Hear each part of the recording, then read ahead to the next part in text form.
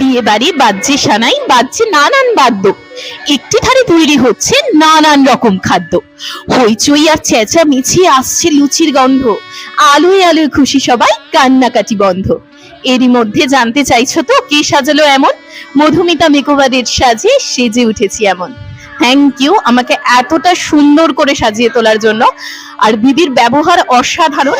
এত ভালো রিভিউ আমি সত্যি বলছি, আমার জন্য এত বছর আমি কাজ করি কেউ দেয়নি। জাস্ট অসাধারণ একটা রিভিউ আমি আজকে পেলাম আমাদের আজকের ব্রাইড পুষ্পিতার কাছ থেকে। ও এত সুন্দর একটা আবৃত্তি করে যে এত সুন্দরভাবে আমাকে এক্সপ্লেন করলো আমার কাজকে, তার জন্য অসংখ্য ধন্যবাদ পুষ্পিতা।